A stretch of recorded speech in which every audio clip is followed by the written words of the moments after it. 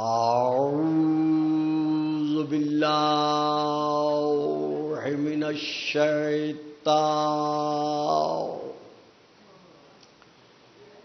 اللعین الرجیم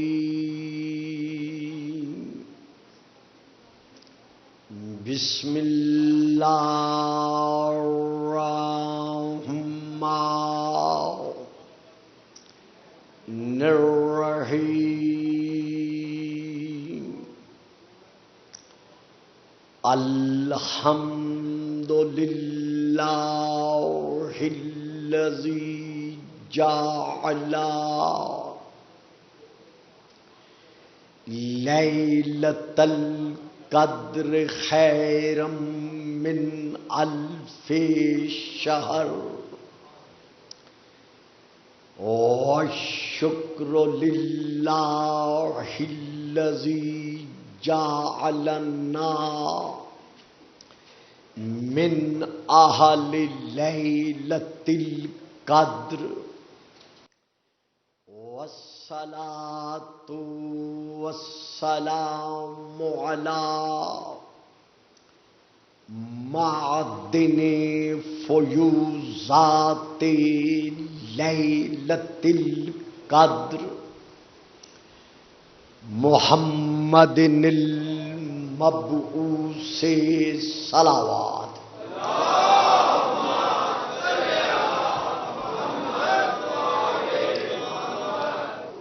اما بعد فقد قال اللہ تبارک وتعالی الذی خالق لیلۃ القدر فی کتاب القدر اما بعد فقد قال اللہ تبارک وتعالی الذی خالق لیلۃ القدر فی کتاب القدر وما آتاکم الرسول فخذوہ وما نہاکم عنہ فانتہوا واتقوا اللہ۔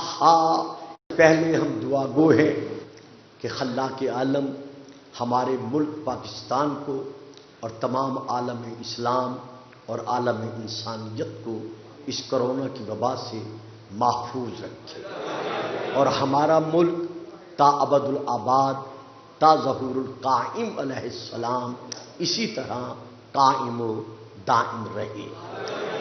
گزشتہ تقریر میں یہ عرض کر چکا ہوں کہ کچھ احباب کی جانب سے جو سوشل میڈیا کے ذریعہ سے یہ عقیدہ عوام تک پہنچایا جا رہا ہے کہ جب قرآن کا فیصلہ ہے کہ ما کان محمد ابا احد من رجالکم، کہ محمد تمہارے مردوں میں سے کسی کا باپ نہیں ہے، تو پھر حسنین شریفین کو اور ان سے لے کر 12ویں امام مہدی علیہ السلام تک انہیں صلی اللہ محمد و آل محمد انہیں اولاد رسول تسلیم کیوں کیا جاتا ہے؟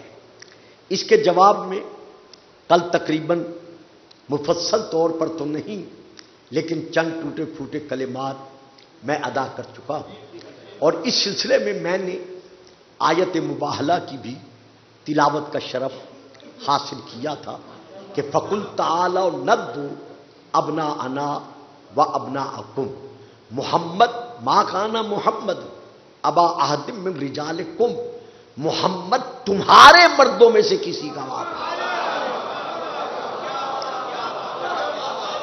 یعنی جو قوم والے ہیں محمد ان کے مردوں میں سے کسی کا باپ نہیں، لیکن جو محمد کے اپنے ہیں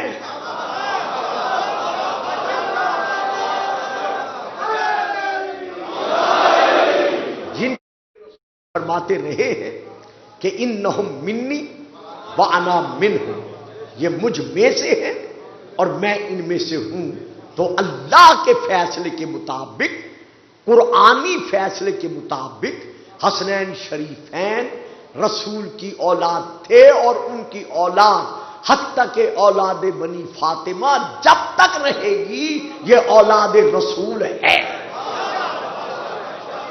عجیب بات ہے، رسول پاک نے نصارہ سے مباہلہ کے لیے جو معاہدہ کیا تھا وہ کیا تھا؟ فَقُلْ تَعَالَوْا نَدْعُ أَبْنَاءَنَا وَأَبْنَاءَكُمْ، ہم اپنے بیٹے لاتے ہیں تم اپنے بیٹے لاؤ۔ دکھا دے کہیں کسی تفسیر میں یا قرآن کی کسی آیت میں کہ رسول نے نصارہ سے یہ کہا ہو کہ ہم اپنے نواسے لاتے ہیں۔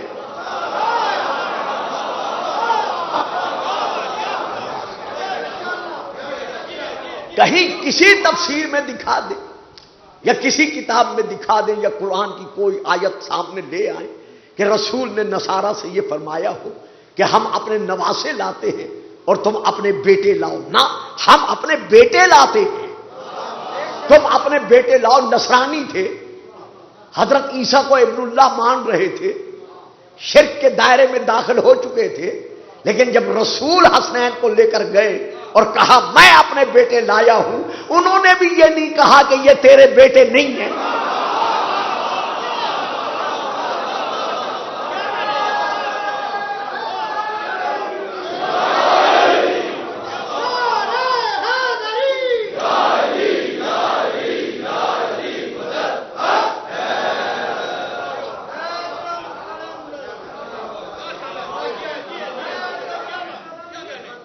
نصرانی ہونے کے باوجود، دائرہ شرک میں داخل ہونے کے باوجود، انہوں نے بھی رسول سے نہیں کہا کہ جب شرط مفقود ہے، شرط یہی تھی نا کہ ہم اپنے بیٹے لاتے ہیں تم اپنے بیٹے لاؤ، اب تم اپنے بیٹے لائے نہیں، شرط ہو گئی ختم۔ جب شرط مفقود ہے تو پھر مباہلہ کیسا؟ لیکن نہیں، وہ جانتے تھے کہ یہ صادق ہے۔ یار کافر اسے صادق مانے، مشرک صادق مانے، نصارہ صادق مانے، اور کلمہ پڑھ کر تم کہو وہ بے اولاد ہے۔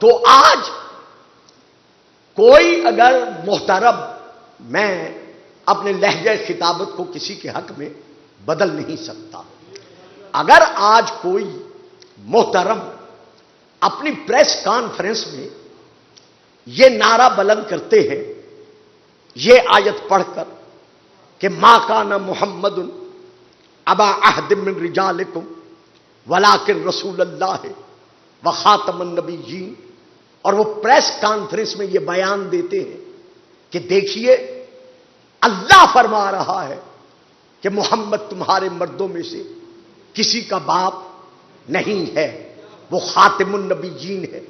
تو جس طرح وہ خاتم النبیین ہے، اسی طرح اس آیت سے ثابت ہو رہا ہے کہ وہ خاتم المعصومین ہے۔ کہاں ثابت ہو رہا ہے؟ واہ، آپ خاموش ہو گئے۔ میں نے بڑے سیدھے سادے لفظوں میں ترجمہ ادا کیا ہے کہ محمد تمہارے مردوں میں سے کسی کا باپ نہیں ہے، وہ اللہ کا رسول ہے اور صاحب ختم نبوت ہے۔ بس یہ ہے اس کا ترجمہ۔ اب وہ صاحب جو پریس کانفرنس کر رہے ہیں اسلام آباد میں، اور ان کے دائیں بائیں علماء تشریف فرما ہیں، ان کے بابین بیٹھ کر وہ یہ بیان دے رہے ہیں کہ جس طرح اس آیت سے یہ ثابت ہو رہا ہے کہ رسول خاتم النبیین ہے، اسی طرح اس آیت سے یہ واضح ہو رہا ہے کہ رسول خاتم المعصومین ہے، حالانکہ آیت سے ثابت نہیں ہو رہا، لیکن انہوں نے فرما دیا۔ چلو بھئی ٹھیک ہے۔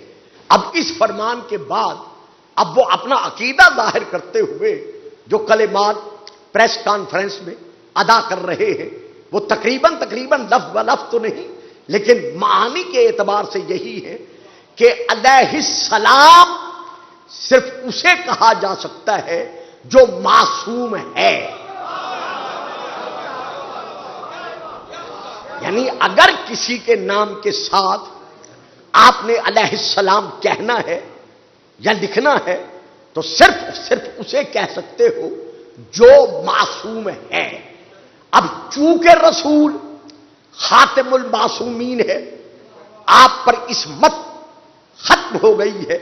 اب آپ کے بعد علی رضی اللہ تعالی عنہ کو، وہ کہہ رہے ہیں، میں نہیں کہہ رہا، علی رضی اللہ تعالی عنہ کو اگر کوئی علیہ السلام کہتا ہے تو نبوت جس طرح رسول پر ختم ہے اسی طرح معصومیت رسول خاتم المعصومین ہے. تو آپ کے بعد علیہ السلام کسی کو بھی نہیں کہا جا سکتا، چونکہ علیہ السلام اسی کو کہہ سکتے ہیں جو معصوم ہوگا. چلو شکر ہے الحمدللہ کہ اللہ اپنی قدرت کے سائے میں تمہارے انکار کے ساتھ ساتھ اقرار کروا رہا.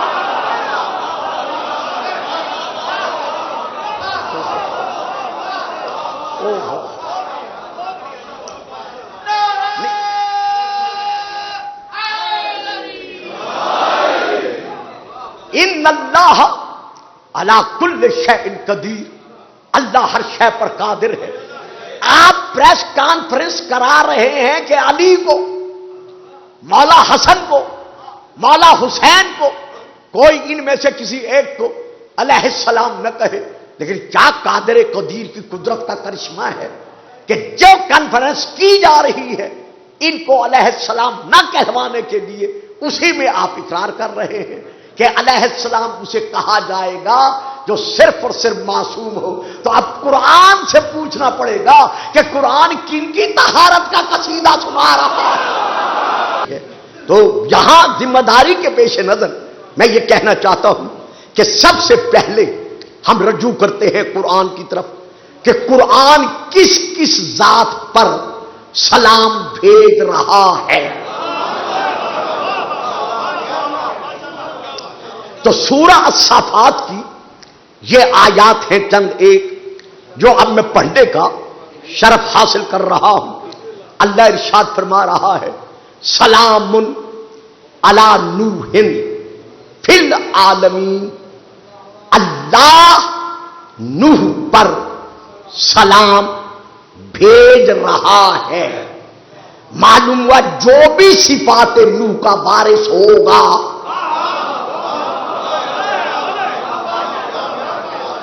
میں نے جو عرض کیا ہے فکرہ، میں آپ سے اگر توجہ کی طلب کروں تو میں کیسے کر سکتا ہوں کیونکہ آپ ہی نے تو مجھے پڑھنا سکھایا ہے. سلام علی نوح فی العالمین کہ اللہ نوح پر سلام بھیج رہا ہے. معلوم ہوا جو بھی صفات میں مثل نوح ہوگا.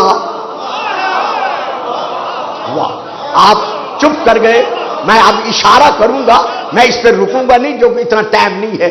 مثل اہل بیتی کا مثل سفینۃ نوح. تو جو بھی مثل صفات نوح میں ہوگا اس کے لیے کیا ہے؟ سلام ہے. اب میں اور آیت پڑھتا ہوں. سلام علی ابراہیم، اللہ ابراہیم پر سلام بھیج رہا ہے. اب میں اور آیت پڑھتا ہوں. سلام علی موسیٰ و ہارون، اللہ موسیٰ اور ہارون پر سلام بھیج رہا ہے. اب میں اور آیت پڑھتا ہوں. سلام علی المرسلین، اللہ تمام رسولوں پر سلام بھیج رہا ہے.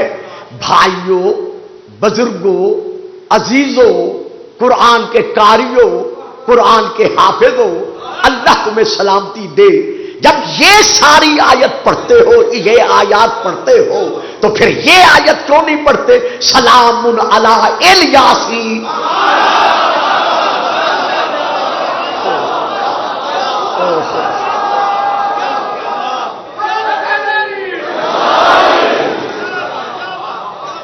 جب ان تمام آیات کی تلاوت کر کے فرماتے ہو کہ دیکھا حضرت نوح معصوم ہے، حضرت ابراہیم معصوم ہے، حضرت موسیٰ اور حضرت ہارون معصوم ہیں، تمام رسول معصوم ہیں، تو سلام جو ہے وہ صرف معصومین کے لیے ہے، غیر معصوم کے لیے نہیں ہے۔ میں کہتا ہوں جب ان آیات کی تلاوت فرما رہے ہو اس نئی نسل کے سامنے ان کو درس دینے کے لیے، تو پھر یہ بھی تو قرآن کی آیت ہے، سلام علی الیاسین۔ اگر نکال سکتے ہو یا تو نکال دو، جب نکال سکتے ہی نہیں تو پھر نہ پڑھنا منافقت نہیں تو اور کیا ہے؟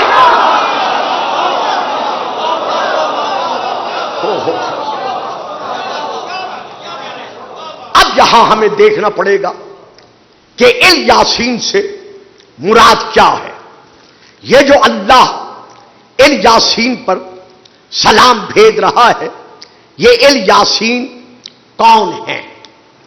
شیعہ اور غیر شیعہ مفسرین کے نزدیک رسول پاک کے جو پاک اسماء مبارکہ قرآن میں ہیں ان میں سے ایک ہے محمد صلی اللہ علیہ وآلہ وسلم، نمبر ایک۔ نمبر دو احمد مبشرم برسول یاتی من بعد اسمہ احمد، نمبر دو احمد۔ نمبر تین عبداللہ، نمبر چار نون، نمبر پانچ قلم، نمبر چھ طٰہٰ، نمبر سات مزمل، نمبر آٹھ مدثر، نمبر نو بشیر النذیر، اور نمبر 10 یاسین۔ درود نہیں پڑھیں گے آپ صاحبان، خاموش رہیں۔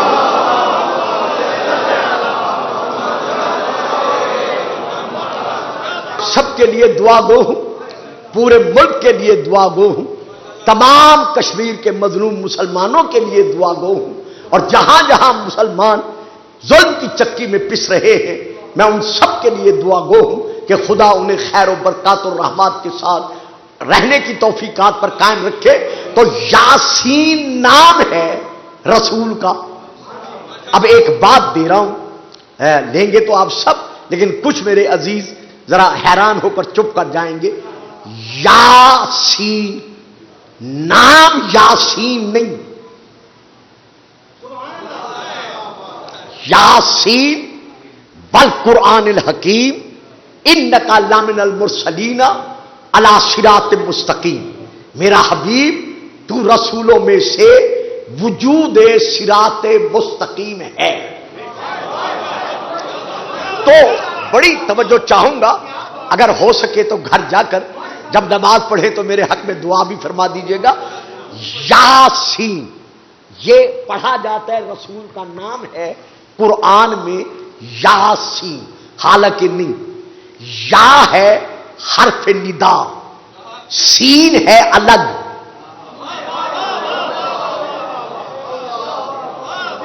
میں نے کہا تھا نا اکثر احباب چپ کر جائیں گے۔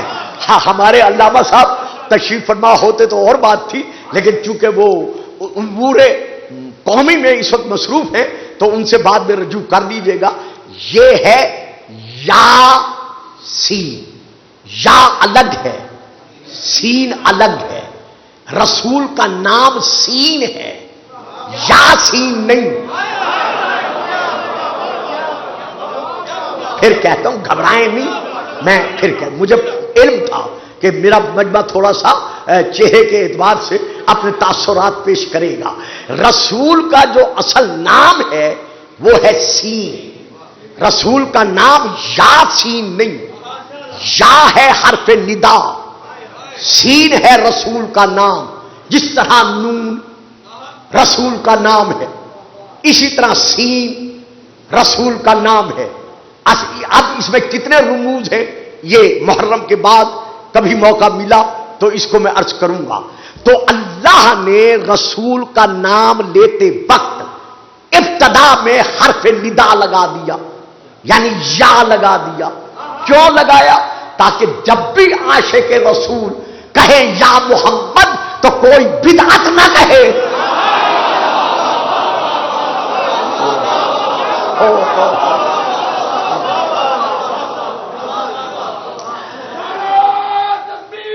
جیتے رہے، سلامت رہے۔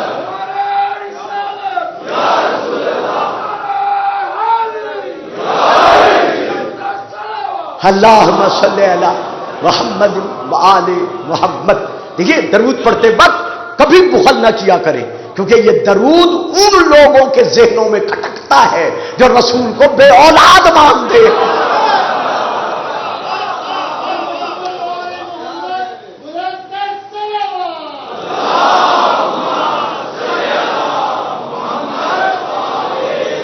تو دیکھا کس طرح اللہ ہمیں عظمت مصطفیٰ کا درس دے رہا ہے کہ سین الگ ہے جو رسول کا نام ہے، یا الگ ہے جو حرف ندا ہے۔ یاسین یعنی جب بھی رسول کو ندا سے پکارو تو ذہنوں میں رکھو کہ یہ اللہ کا بخشا ہوا درس ہے، یہ اللہ کی سنت ہے۔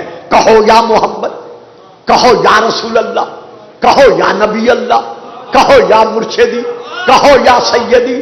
اگر کوئی کہتا ہے یہ بدعت ہے یا لگا کر رسول کو بلانا، تو اسے کہو اگر یہ بدعت ہے تو پہلے خدا پہ فتوا لگا۔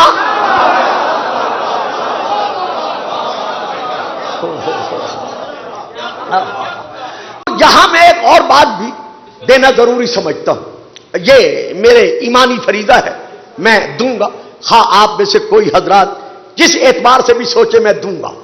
رسول کو یا کہہ کر بلانا، یعنی یا رسول اللہ کہنا، یا نبی اللہ کہنا، یا محمد کہنا، یہ اللہ کا بخشا ہوا درس ہے۔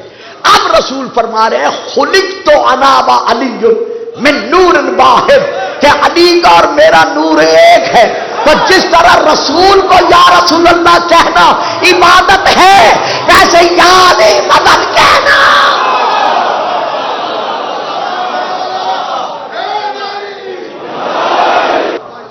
تو یہ قرآنی فیصلہ ہے۔ سلام علی یاسین، تو سین نام ہے رسول کا، تو اللہ سلام بھیج رہا ہے کس پر؟ ہمارے رسول پر۔ تو اب یہاں کیا ہے؟ سلام علی یاسین، یعنی ال سے مراد کیا ہے؟ سین سے مراد تو رسول ہو گئے، تو یہ ال سے مراد کیا ہے؟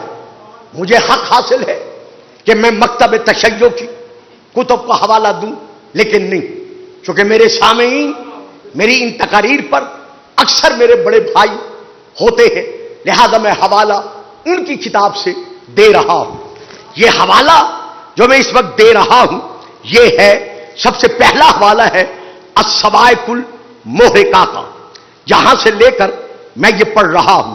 حضرت علامہ ابن حجر مکی اس صواعق المحرقہ میں یہ عبارت درج ہے کہ حبر الامت یعنی عالم الامت، مفسر الامت حضرت عبداللہ بن عباس رضی اللہ تعالی عنہما سے یہی سوال کیا گیا کہ اس الیاسین کی تفسیر کیا ہے، یعنی یہ الیاسین کون ہے جن پر اللہ سلام بھیج رہا ہے؟ ذہنوں میں رہے یہ حبر الامت اسے کہا گیا ہے جو پوری دنیا اسلام کے علماء کے نزدیک سب سے بڑا عالم ہے، لیکن جب اسی سب سے بڑے عالم سے پوچھا گیا کہ تمہارے علم میں اور علی کے علم میں فرق کیا ہے، جس طرح جب علی سے پوچھا گیا تھا کہ یا علی آپ کے اور رسول کے علم میں فرق کیا ہے، تو آپ نے فرمایا پگلو ھذا لعاب رسول اللہ، علی کا علم تو رسول کے لعاب کا اثر ہے۔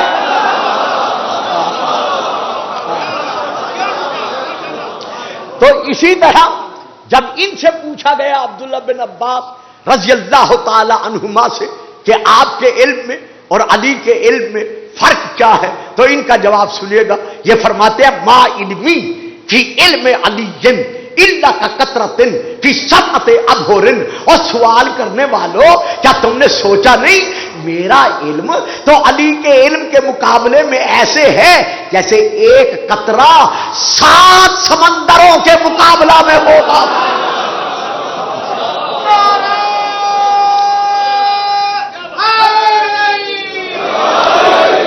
تو جب ان سے پوچھا گیا کہ الیاسین سے مراد کیا ہے تو انہوں نے جواب دیا، وہ یہاں پر درج ہے سوائق المحرقہ میں، ان المراد بذالک سلام علی آل محمد، یہ ہے السوائق المحرقہ کی عبارت، اور یہ ہے اس کی صفحے کی فوٹو کاپی جو میرے ہاتھ میں ہے، کہ اللہ سلام الیاسین کہہ کر یہ منوا رہا ہے کہ آل محمد پر سلام ہے، تو جنہیں اللہ علیہم السلام منوا دے،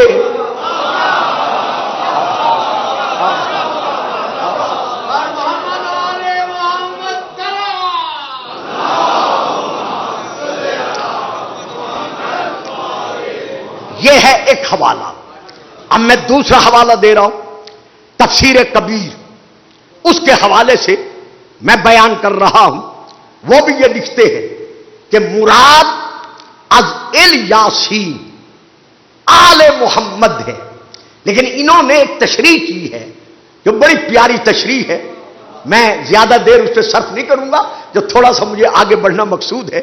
انہوں نے اپنی تفسیر میں لکھا ہے کہ 5 صفات، 5 فضیلتیں ایسی ہیں جن میں رسول کے ساتھ رسول کی آل شریک ہے۔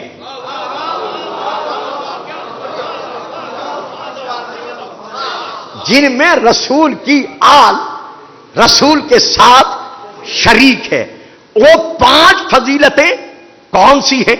ان میں سے پہلی فضیلت یہ ہے، یہ لکھتے ہیں کہ جس طرح نبی پر صدقہ حرام ہے۔ کمال ہے بھئی آپ کی خاموشی، میں تشریح نہیں کر سکتا، آپ چپ کر گئے۔ یہ دیکھیں، یہ میرے ہاتھ میں فوٹو کاپی ہے۔ جس طرح، بیٹا بات سمجھ رہے ہو نا؟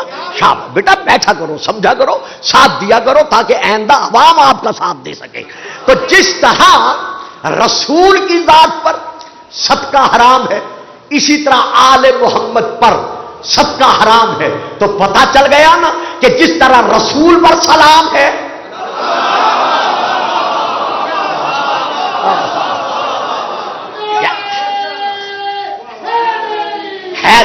لیکن نہیں، جو انہوں نے 5 صفات لکھی ہیں میں پہلے وہ بیان کرتا ہوں۔ پہلی کیا ہے؟ جس طرح رسول پر صدقہ حرام ہے، اسی طرح رسول کی آل پر صدقہ حرام ہے۔ کیا کروں، مولا کی گداگری کا صدقہ ہے، جانتا بھی ہوں ٹائم نہیں ہے، بات زبان پر آ گئی ہے، کہتا ہوں۔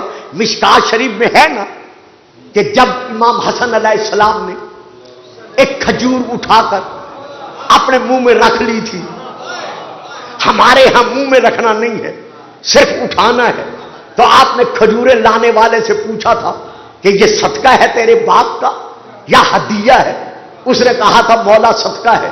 تو آپ نے انگلی حسن کے منہ میں ڈال کر کھجور نکال کر باہر پھینک کر کہا، اما تعلم ان صدقۃ علینا حرام۔ علی حسن، کیا تم نہیں جانتے کہ صدقہ ہم پر، علینا ہم پر علیہ نہیں، مجھ پر نہیں۔ ہائے ہائے ہائے ہائے، صرف کچھ ٹھیک کرنا ہے بیٹا؟ اچھا،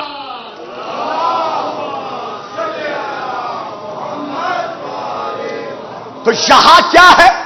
ان صدقۃ علینا حرام، صدقہ ہم پر، صرف علیہ مجھ پر نہیں، صرف مجھ پر نہیں، صدقہ ہم پر حرام ہے۔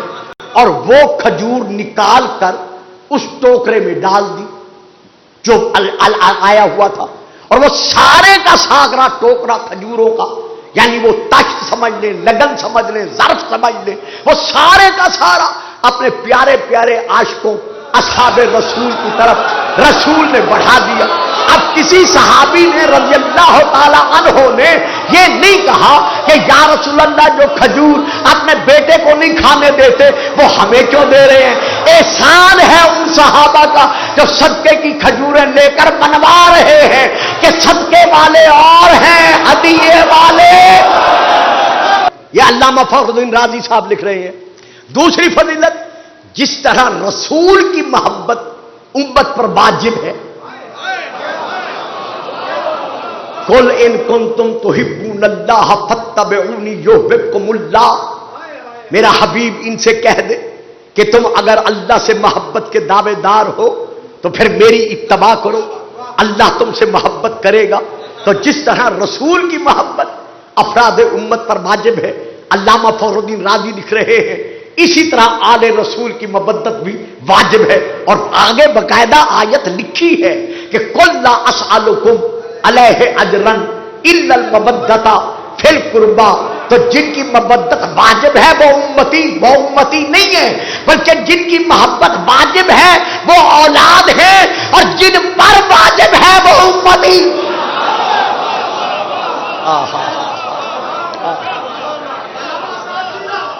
یہ ہیں دو فضیلتیں. اب اس کے بعد حضرت علامہ صاحب تیسری فضیلت لکھ رہے ہیں، اور وہ تیسری فضیلت یہ لکھتے ہیں فی الطہارت. جس طرح رسول معصوم ہے، اگر وہ کانفرنس کے فکرے یاد ہیں تو مجھے یہاں تشریح نہیں کرنی پڑے گی. فی الطہارت، جس طرح رسول طاہر ہیں، اطہر ہیں، مقدس ہیں، مزکا ہیں، پاک و پاکیزہ ہیں، اسی طرح طٰہٰ رسول کا یہ معنی آگے لکھتے ہیں طٰہٰ کا یا طاہر. طٰہٰ اب اس کا معنی انہوں نے خود لکھا ہے بچوں، میں نہیں دے رہا. یا طاہرو، اے طاہر. تو لکھتے ہیں طہارت میں بھی، اس صفت میں بھی رسول کی اولاد آل شریک ہے. اور دلیل میں کیا لکھا ہے آگے پھر آیت میں لکھ دی ہے انما یرید اللہ لیذھب عنکم الرجس اہل البیت ویطہرکم.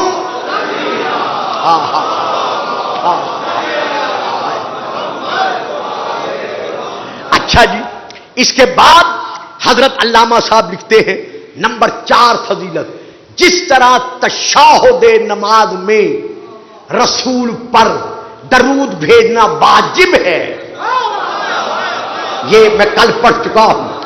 جس طرح تشہد نماز میں رسول پر درود بھیجنا واجب ہے، اسی طرح رسول کی آل پر تشہد نماز میں درود بھیجنا واجب ہے. 4 فضیلتیں اب لکھ رہے ہیں. 5ویں فضیلت، وہ 5ویں فضیلت کیا ہے؟ فی السلام. سلام میں بھی یہ رسول کے ساتھ شریک ہیں، یعنی جس طرح کہا گیا ہے السلام علیکہ یا ایھا النبی، اسی طرح کہا گیا ہے سلام علی الیاسین.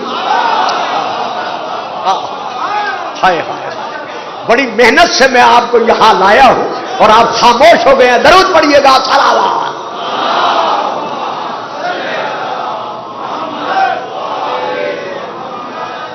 کہ ماشاءاللہ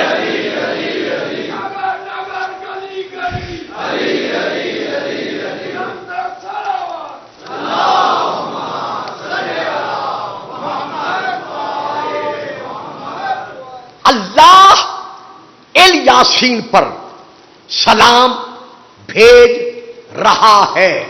تو ثابت ہو گیا کہ جس طرح رسول کے لیے سلام ہے اسی طرح رسول کی آل کے لیے. تو اب آل کون ہے؟ اللہم ہؤلاء اہلی، یا اللہ یہی ہیں میری اہل، میری اہل بیت، یعنی علی و سیدہ حسن اور حسین اور باقی آخر تک یہ کون ہے؟ رسول کی آل ہے. تو اب اللہ منوا رہا ہے الیاسین کہہ کر کہ ان کے لیے سلام ہے. تو آج یہ کہنا کہ ان پر جو سلام بھیجتا ہے اسے نہیں بھیجنا چاہیے، چونکہ غیر معصوم پر سلام بھیجنے کی اجازت نہیں ہے. پہلے ثابت تو کرو کہ یہ غیر معصوم ہیں. اگر یہ غیر معصوم ہوتے تو دیوار کعبہ میں دروازہ کیوں بنتا؟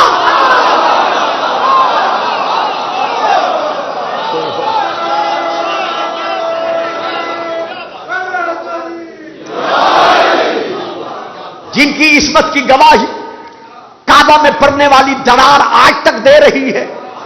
اس میں نہیں بولتا چونکہ میرے پاس اب وقت نہیں رہا، تو آج 5 منٹ میں دیر سے بیٹھا ہوں.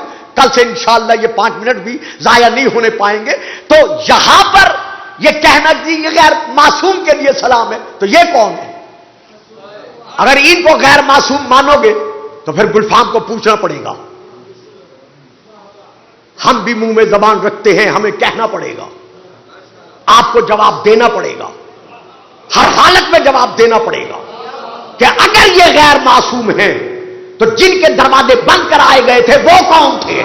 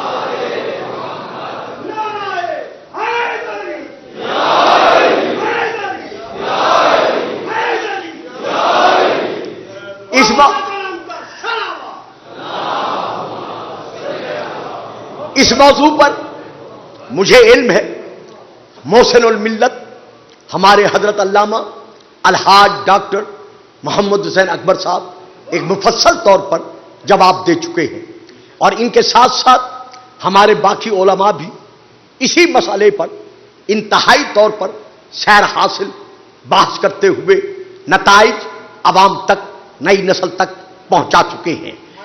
آج میں صرف چند ایک حوالے دے کر بات سمیٹ رہا ہوں کہ میرے پاس باقی صرف 10 منٹ باقی ہیں.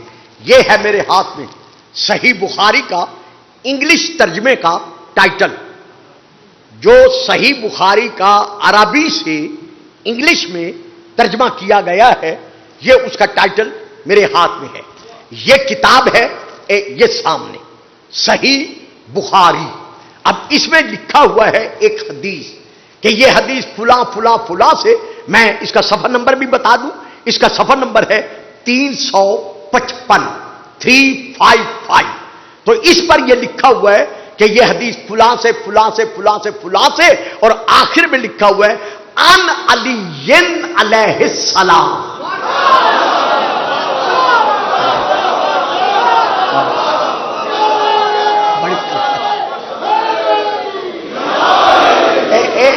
یہ دیکھیے، یہ میرے ہاتھ میں ہے ان علی علیہ السلام. گویا علی کو کیا لکھا گیا ہے؟ علیہ السلام. اگر ہم نہیں پڑھ سکتے لکھ سکتے تو اسے کہاں لے جاؤ گے؟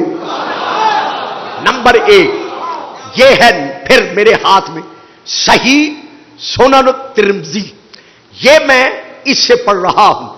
اس میں بھی ایک حدیث لکھی ہوئی ہے جو حضرت علی سے روایت کی گئی ہے، بیان کیا گیا ہے. یہ بڑے جلی حروف میں ہے، موٹے حروف میں ہے، یہ آپ پڑھ سکتے ہیں. اس میں بھی یہی لکھا ہوا ہے ان علی علیہ السلام. واہ یار، پہلے اپنے گھر کو تو ٹٹولو.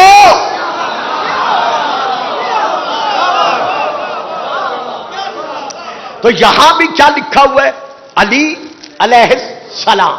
اب یہ ایک مرحلہ، یہ تیسرا حوالہ یہ میں دے رہا ہوں، ذرا درود پڑھیے گا. صلوات.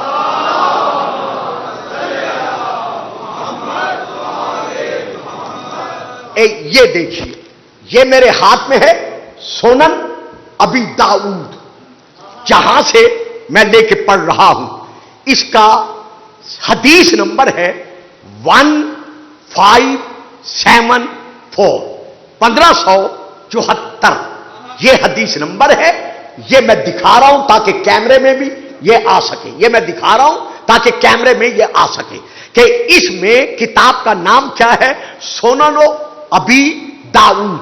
اس میں بھی حضرت علی علیہ السلام سے جو حدیث لکھی گئی ہے، ساتھ صرف علی رضی اللہ تعالی عنہ نہیں لکھا گیا، بلکہ لکھا گیا ہے علی علیہ السلام۔ کروں یہ ماحول کے مطابق میں نے نئی نسل کو یہ دینا ہے کہ کس طرح آل محمد کے حق میں غلط فہمیاں پھیلائی جا رہی ہیں۔ تو یہ اب میں پھر حوالہ دے رہا ہوں سنن ابن ماجہ کا، میں وہاں سے لے کے پڑھ رہا ہوں، یہ صفحہ نمبر ہے 86 میں وہاں سے لے کے پڑھ رہا ہوں۔ یہ میرے پاس میں نے انڈر لائن کی ہوئی ہیں حدیثیں، لیکن میرے پاس اب وقت نہیں ہے، بٹ میں ایک ایک حدیث پڑھ کے میں آپ کو سناتا۔ تو اس میں بھی انہوں نے یہی لکھا ہے ان فلاں ان فلاں ان فلاں، اور آخر میں لکھتے ہیں ان علی علیہ السلام، یعنی علی علیہ السلام یہ فرما رہے ہیں۔ 2 3 یہ 4 حوالے میں دے چکا، اب میں آخری حوالہ دے کر بات کو سمیٹتا ہوں۔ لیجیے اب میں آپ کے سامنے حوالہ دے رہا ہوں، کتاب کا نام ہے جس سے میں یہ حوالہ دے رہا ہوں مجمع الزوائد، نام میں پھر لے رہا ہوں۔ قبلہ صاحب کی لائبریری میں یہ ساری کتابیں موجود ہوں گی۔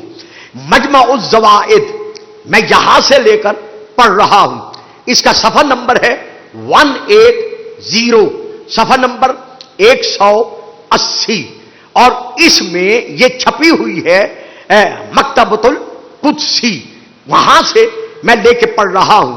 اس میں وہ امام حسین علیہ السلام کی تعریف لکھتے ہوئے لکھتے ہیں، یعنی مناقب الحسین ابن علی علیہ السلام، یہ دیکھو، یعنی حسین پر بھی سلام، حسین کے باپ پر بھی سلام۔ اوہو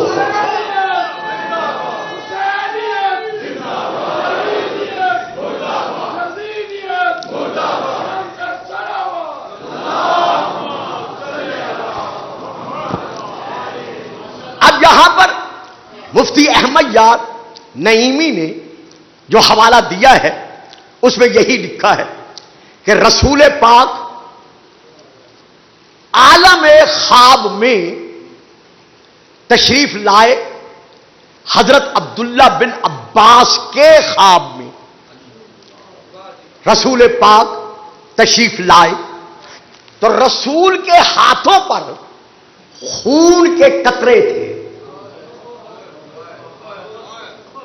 یہ انشاءاللہ تفصیل میں کل بیان کر سکوں گا اگر ضروری سمجھا۔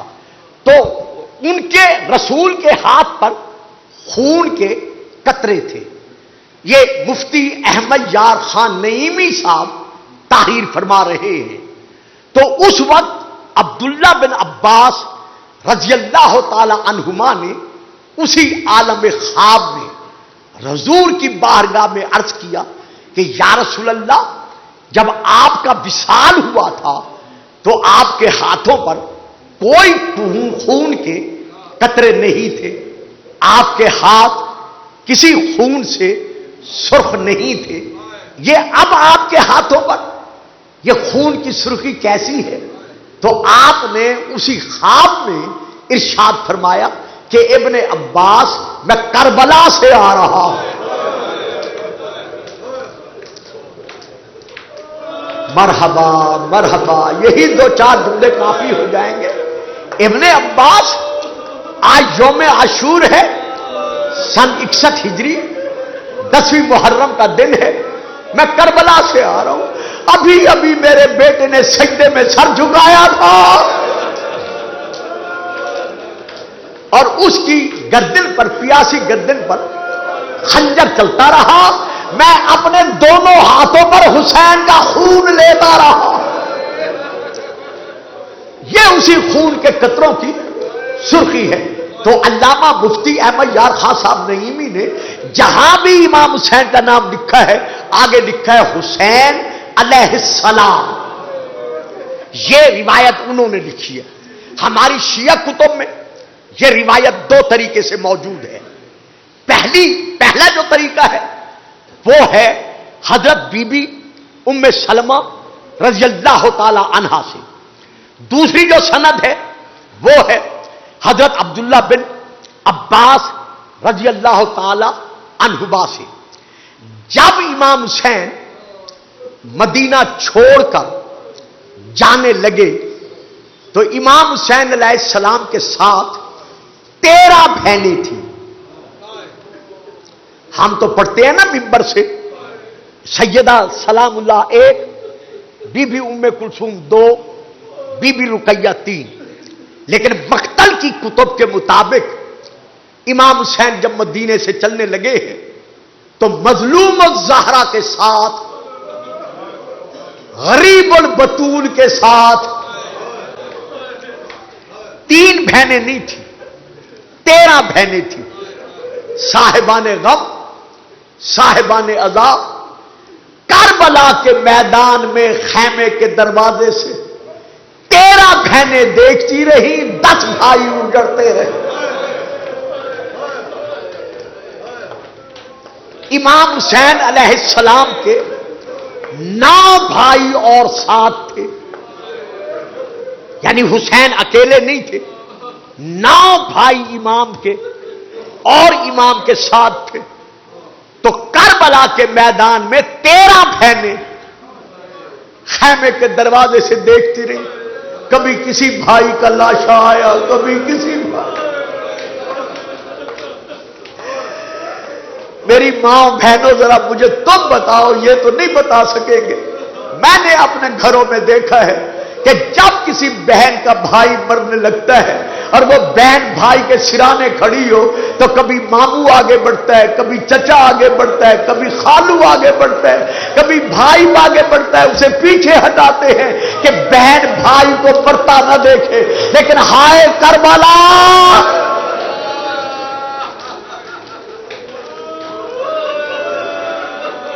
13 بہنیں دیکھتی رہی، بھائی تڑپتے رہے. 13 بہنیں ساتھ تھیں. جب امام مدینے سے چلے ہیں تو امام کے ساتھ 9 کنیزیں ساتھ تھیں. ایک کنیز حضرت امام حسین علیہ السلام کی، 4 کنیزیں حضرت عبداللہ نے بی بی زینب کے حوالے کی تھی، اور ایک کنیز کو حکم دے کے کہا تھا کہ خبردار زینب کو کبھی پانی مانگنا نہ پڑے.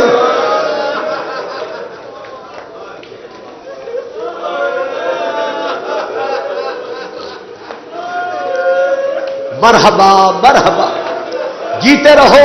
یہ آہو بکا کی راتیں، یہ سیدہ کو پرسہ دینے کی راتیں.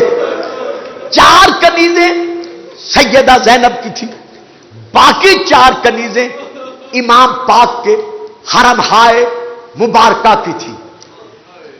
11 سے لے کر 13 تک اولادیں کربلا کے میدان میں امام حسن کی تھی.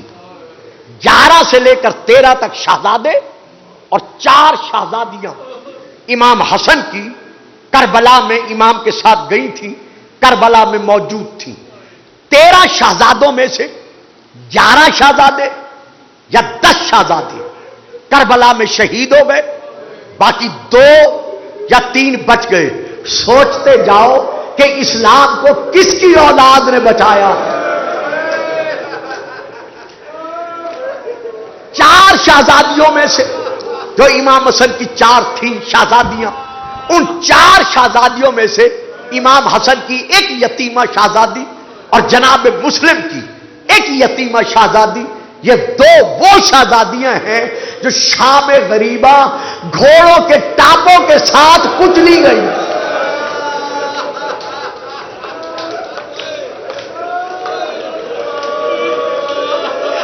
کیا اب بھی میں پڑھوں اور آپ سن کر روئیں گے؟ ہائے کربلا کے غریبوں، ہائے کربلا کے مظلوموں.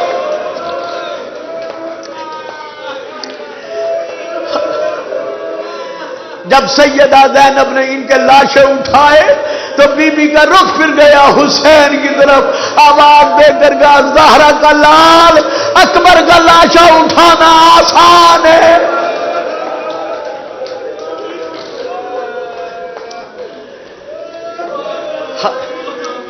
جناب عقیل کے 10 بیٹے جب امام حسین گئے ہیں 7 تھے، جن میں سے ایک بیٹا جناب مسلم کربلا میں شہید ہوئے، وہاں کوفے میں شہید ہوئے، باقی 9 بیٹے کربلا میں شہید ہوئے۔ حضرت جعفر طیار کے 3 بیٹے امام حسین علیہ السلام کے ساتھ مدینے سے کربلا گئے ہیں، تینوں کے تینوں بیٹے کربلا میں شہید ہوئے ہیں۔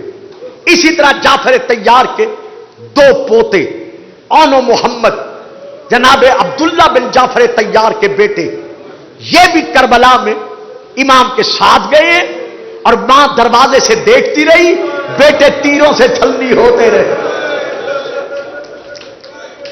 یہ بھی امام حسین کے ساتھ گئے ہیں۔ مجھے وقت اجازت نہیں دے رہا، بس میں اسے یہی ختم کروں۔ جانے والوں کی کل امام حسین کے ساتھ 10 غلام، امام حسین کے اپنے 10 غلام امام کے ساتھ تھے، جن میں سے 8 غلام کربلا میں شہید ہوئے ہیں، 2 غلام زخمی ہو کر بچ گئے ہیں، 7 10 گئے ہیں۔ جو قافلہ مدینے کی طرف سے کربلا کی طرف چلا ہے، ان کی کل تعداد ہے 122، زن و مرد اور بچے ملا کر سب کی تعداد بنتی ہے 122۔ ان 28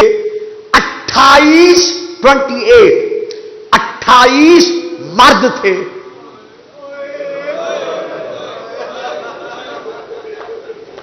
اس تعداد میں 28 مرد تھے، اس تعداد میں 22 بچے تھے، اس تعداد میں 16 نابالغ بچے تھے، اس تعداد میں 10 چھوٹی چھوٹی بچیاں تھیں، اس تعداد میں 64 خاندان بنی ہاشم کی اور خاندان سادات کی بیویاں تھیں، پردہ دار تھیں۔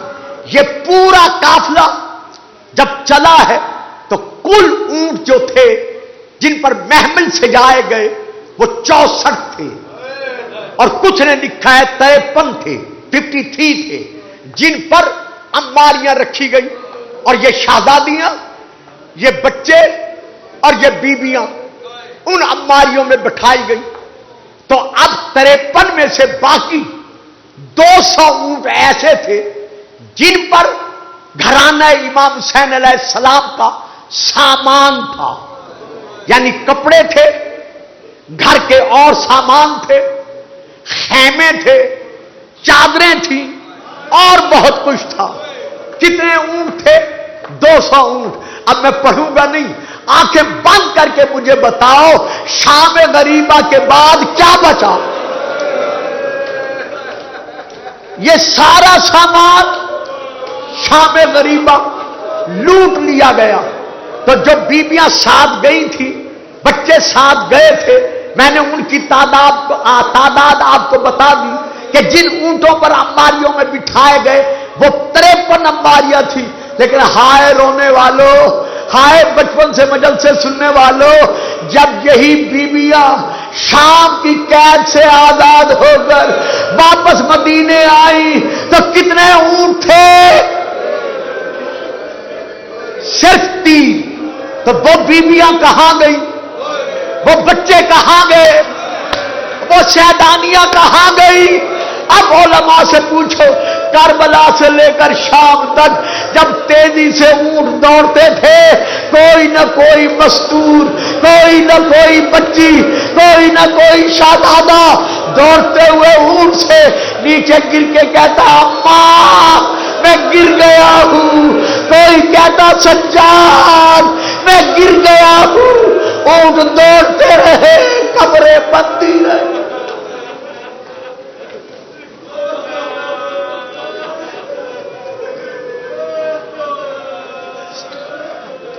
الا لعنت اللہ علی القوم الظالمین۔